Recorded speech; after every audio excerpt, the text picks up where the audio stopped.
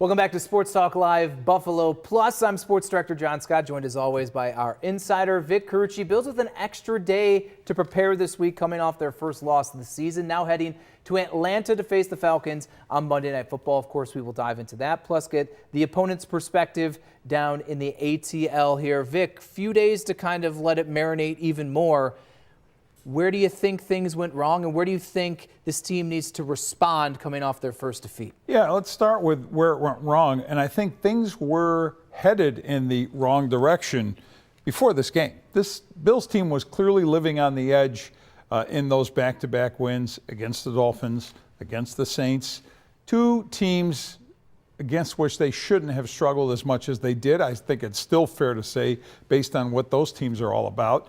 And yeah, the measuring stick from the Bills standpoint is maybe they weren't as good as we thought they were going into each of those games. But I will say on performance, again, on talent, they should have done exactly what they did, win those two games, and they should have gone into that game against New England with the 4-0 record. But you saw some issues. We discussed the issues, John, on both sides of the ball, of things that were a little troubling and that they were maybe doing a little more surviving than winning and maybe getting away with too much. They go up against the Patriots, and a lot of the things that they got away with in those previous two games, they didn't in that one. Yeah, and we're going to keep diving into some of the warts maybe a little bit later here, but let's start with the injury report because it's extensive. Two guys not practicing. Matt Milano, who was said to be week to week at the beginning of the week by Sean McDermott, so no surprise there. TJ Sanders not participating once again. Then 7 guys, limited participation there. Dalton Kincaid wearing the non-contact jersey, oblique. Deion Dawkins, thumb.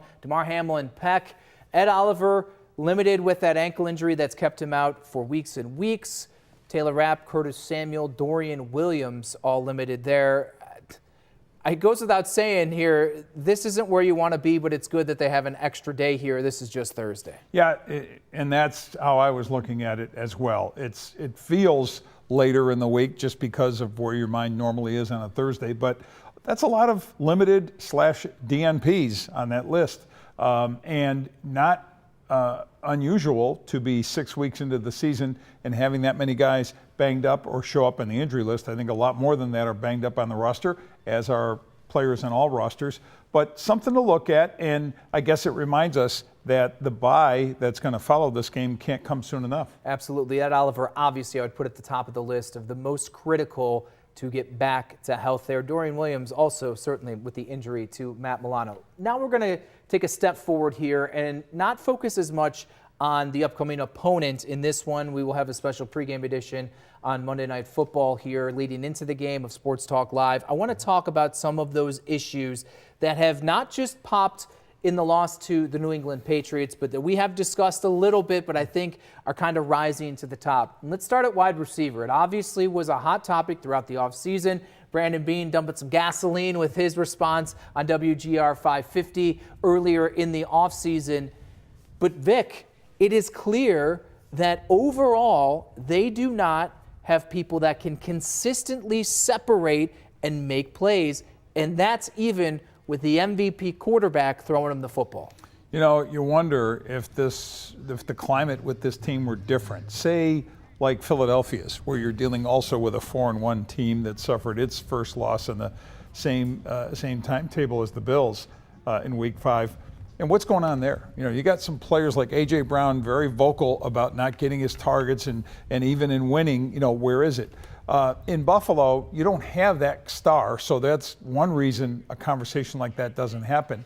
But you do have a superstar quarterback, an MVP quarterback, who I think is struggling quite a bit, John, to find open people. Drops back there, and what does he see? And just by his whole body language, and then when you go back and watch the All-22, there isn't a lot of separation. There isn't a lot of ability that I see of him throwing people open. Some of it's on him. I'm not saying I'm absolving him of all blame relative to the passing game not being as effective as you'd like it to see. But we're, now talking a few games in a row, and when it's happening in a win, you say, okay, well, they got the running game and it's complementary football, blah, blah, blah. Well, the running game wasn't around in that New England game, and now that puts a brighter spotlight on the lack of what is happening with passing game. And that's what we've seen in some of these losses come playoff time. And that's why we discuss this stuff in week 5 and week 6, because we are forecasting ahead to when it matters most in the postseason. Let's remind you, Mac Hollins was the most effective wide receiver on this team just a year ago. And this man, Elijah Moore, is really the only addition outside of Josh Palmer that makes this group any different. Let's start with the Keon Coleman conversation. He addressed the disciplinary actions that took place in the Monday game or the Sunday game, where he did not play in the first series because we don't know the exact reason, but discipline, according to Sean McDermott. He took accountability today. Let's just push aside maybe the off-the-field stuff, or you can lump it in. But Coleman's pops in the end portion of the Ravens game, nothing, fumble, catches a touchdown, but the inconsistency remains with his production. It isn't as much of him, his lack of separation, or something else. I think it's all of the above. I think the inconsistency part, we saw that through his rookie year as well, and it's been more apparent this year. And you're right, he had a fantastic fourth quarter against the Ravens, as did Josh Allen. Not coincidentally, they blew up together and ultimately blow up the Ravens in a game that the Bills almost 100%, 99% should have lost. Okay. Then from there, we're seeing moments, just like we've seen before, but we're not seeing, again, this consistent guy. Add to that the problems that surfaced in his rookie year, which were, this guy doesn't get away from people. Part of what was talked about, a lot of what was talked about in the offseason, okay, he's going to work on his body. He's going to work on his focus. He's going to be a more dedicated guy mentally and physically to making himself a better receiver. And I can't say we've seen that. We've seen physically, yeah, he looks like a bigger guy, but from a separation standpoint, is it making that much of a difference? Is it giving him the strength to push away legally from defenders? I'm not seeing much of a gain there. And then there is the immaturity thing, I'll label it that, but having him not play that first series because of what Sean McDermott termed as a disciplinary action, and it's the second time this has happened.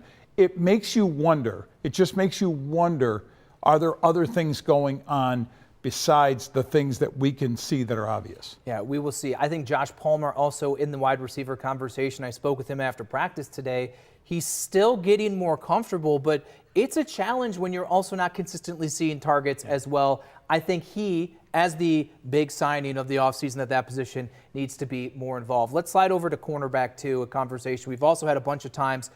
But I think we're starting to see Tre'Davious White certainly is not Tre'Davious White, but those who are maybe challenging to take his place, Dorian Strong, now on injured reserve, seeing a neck specialist. It doesn't sound optimistic like we're going to see Max Hairston at any point soon. So the Bills are stuck with Tre'Davious White as someone who is going up against Stephon Diggs, Drake London, and the list goes on. You know, we knew right along that he would be a placeholder. You know, the hope for the Bills was that it would be a good, solid placeholder, but maybe not one that had to be in there for the entire season, for most of the season. You sort of resigned yourself pretty quickly that this could be an all-year thing of putting him in there, and then what do you get? And of course, the groin injury that started it all, that kind of put him back and kept him off the field from the very beginning. And you begin to wonder just how well he can, how good is he feeling, and how well can he perform to the level that's necessary with, like you said, Drake London comes up this week. The receivers that are on the remainder on the schedule and the ones that they've already seen, there's a guy named Stephon Diggs they had to deal with this past week. It's not going to get any easier. No, it's not. They're going to be tested against the Atlanta Falcons, but the biggest test, and this is really what we're going to focus on right now, is Bijan Robinson, who's maybe as equal of a threat as a pass catcher, receiver, as a running back, as he is actually toting the ball. And when he totes the ball, physical, explosive, I mean, open field dynamic, Bijan Robinson can do it all. Look at that route, Vic. I mean, that's a wide receiver route. He runs a perfect route. And look, and the way he is put together, he is really strong on top. He's got a lot of that low power that he can generate. You watch him explode through the hole, as I have just on tape. And he's good at picking and finding his holes. His instincts are excellent, but his receiving skills make him so dangerous and forces opponents to make hard decisions on what kind of defensive personnel to have on the field to deal with him. And we've seen dual threats in Devon Achane. Yep. He got a lot of catches in that Miami game, didn't have a whole lot of yards. Miami's offensive line's not that great, but this guy's basically the best of both worlds. It's like, hey, Alvin Kamara can catch passes. Hey, Devon Achane can catch passes. Oh, he can also run like Derrick Henry here. I think this is going to be the greatest test for a Bills defense as a whole.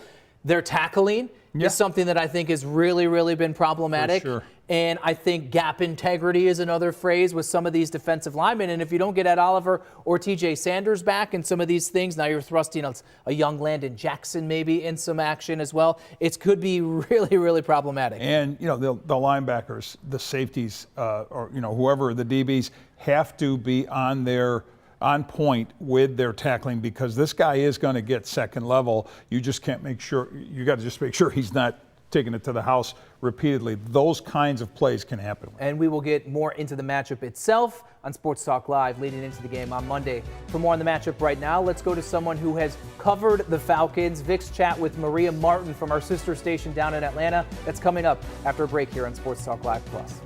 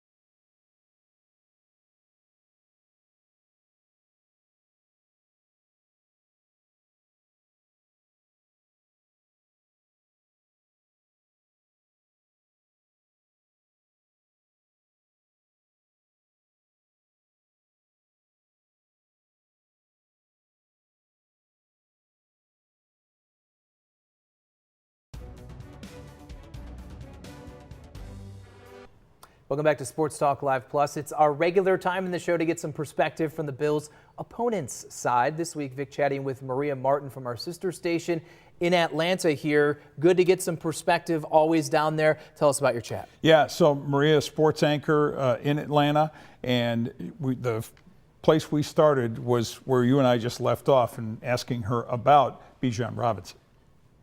One of the areas that the Bills have struggled the most is dealing with the run, stopping the run, and of course the Falcons have Bijan Robinson. How effective do you think he can be, just given what you've seen so far this season? Bijan can be effective against anyone at any time. This is such a special player, and I think it's good that the national media is finally starting to give Bijan a little bit of attention, because he is a once-in-a-lifetime, a generational player, and he can do anything for you. In fact, he leads the Falcons in both receiving and rushing yards. That was one of the things that then Falcons head coach Arthur Smith, when he drafted him in the first round, really enjoyed about Bijan Robinson, was he was a threat coming out of the backfield, and he could make any guys miss. The cuts are unbelievable unbelievable. He's doing things that a lot of guys are not capable of in the NFL. And it's not just the cuts and the way that he can catch the football, it's also after he is contacted. The yards after contact with this player is so special, and Bijan just continues to get better. And the really cool thing about Bijan this year is all the way back to mandatory minicamp, he told us his goal this year was to get more explosive plays. He's starting to do that, and also not being used as much as the Falcons have in his previous 2 years with this offense. It's very dangerous when you have a player being this effective and cutting back on his usage, because remember, when Bijan Robinson isn't going, the Falcons also have a very good running back in Tyler Algier, who's kind of a bowling ball, kind of a home run hitter guy. He's also someone who is a very tough runner, but Bijan Robinson, a special player. I think he needs to make everybody be put on notice when they're preparing for him, because he is unbelievable at any given situation in a football game. It felt like Michael Penix got his groove against the Commanders, and then he has these people to throw to, like Drake London, like Kyle Pitts. It feels like once that was rolling, that is obviously an effective balance to the running of Bijan Robinson and their overall running game. And the Bills' vulnerability on the back end is there. Can you see some success that way too?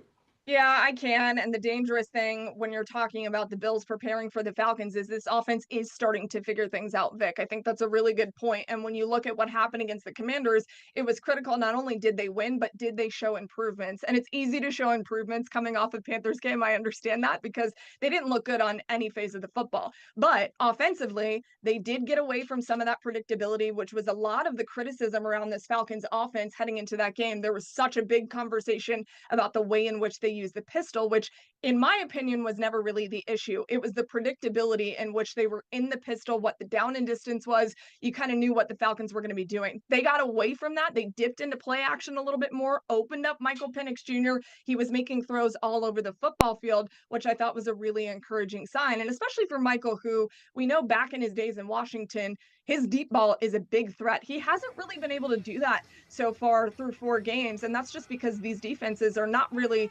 allowing him to have those explosive plays yet. Once that opens up, I think that's going to be very dangerous for Michael. But just to get that confidence back, that was such an important thing for a young quarterback to be able to bounce back from what was, again, just such an embarrassing performance against the Panthers. And he handled it very beautifully. He got the ball out to a lot of these offensive playmakers that you mentioned. In fact, it was the first time that Drake London, Kyle Pitts, and Bijan Robinson all scored a touchdown in the same game for the Atlanta Falcons. It's kind of mind-blowing when you think about how much offensive firepower they have. They're still a relatively young offense. They've been building on that side of the football for years, a ton of first-round draft picks. I think once Michael starts to figure things out and understand that the intermediate throws are also very important, it's going to unlock something very special for this offense. To what extent do you think the Falcons defense can maybe capitalize on whatever momentum the Patriots created against a Buffalo offense that looked anything but like itself? Couldn't run the ball well, turned it over 3 times, all both very uncharacteristic things. Do you see the Falcons D kind of being able to play into that just based on what you've seen so far? Yeah, the big conversation around the Falcons defense is they are much improved. However, I don't want people to get too excited when they say that they are number 1 in total defense, because there are still some areas where they need big improvements. Do I think they're going to finish the end of the year that way? No, I don't. They're still a very young defense, and this has been a total overhaul. You bring in a new defensive coordinator, a familiar face. Of course, he's been in Atlanta before in Jeff Ulbrich, but his ideology about this defense is attack first, and they very much have done this. It is a very different looking defense than the 6 years prior that I've covered this team. And they also have the mindset, both him and Nate Ollie, which is the defensive line coach for the Falcons, they have the mindset of a hockey team. They rotate these guys in and out on the front line in a way that a lot of teams don't really utilize that. They believe they have the depth, especially with some of these younger pieces that they've added, to be able to cause some disruption up front without wearing guys down. That's a big, big key for the Atlanta Falcons defense, and momentum is going to be huge for them. And trying to disrupt a guy like Josh Allen, regardless of the game that the Buffalo offense had, is always going to be a tough task. And they know that. And they've got some spunky linebackers who are very much up for the task. Divine Diablo has been an unbelievable addition for the Falcons, as well as Kaden Ellis, who has been, in my opinion, one of the best defensive players and under the radar players in the NFL in recent years.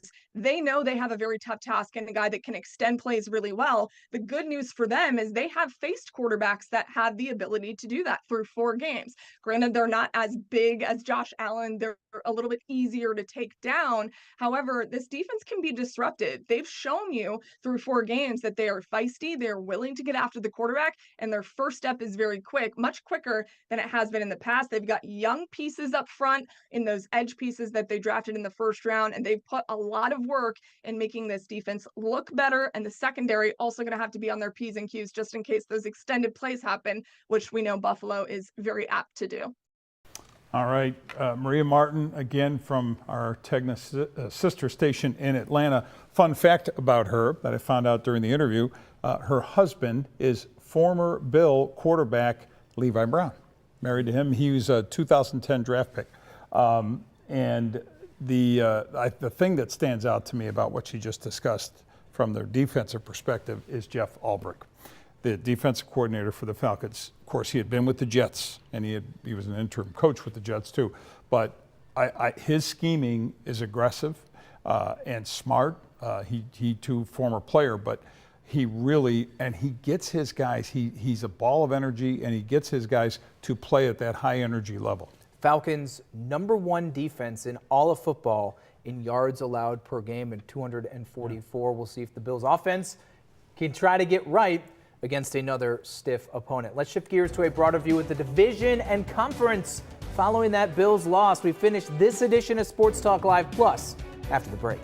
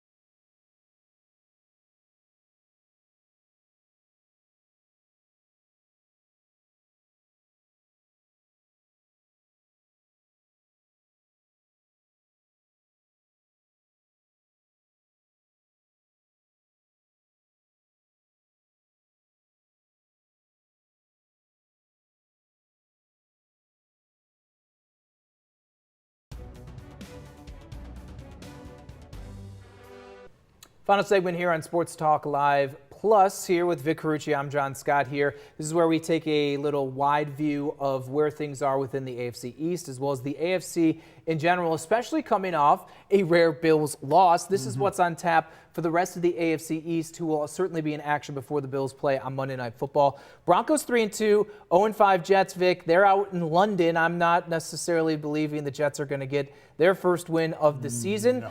Chargers, Dolphins, interesting. Chargers, you think they should hand the Dolphins their 5th loss. Saints coming off their first win, just like Miami, they get the Patriots. And this is an interesting one, Vic, because the Bills, it's no slouch of a matchup against the Atlanta Falcons. They obviously just beat the Bills. Lo and behold, if New England takes care of business there, we could be waking up on Tuesday morning and the Bills are looking up to the Pats in the division. Yeah, that would be wild to just think about what our thoughts were before the season, but that is why games are played, and you figure this stuff out. Pats more than capable of going to New Orleans and winning. It won't be easy. Saints are playing a bit better, but it'll be interesting to see what the Patriots' health going into that game is as well. They've got a couple people banged up after the Buffalo game. The Jets, it's, listening to a press conference that Aaron Glenn had, I think it was today, sounding very much more humble than he did earlier on, and understandably so. Like, he never saw himself in the midst of this 0-5 season. And there's been buzz that, is he going to be a one-and-done head coach?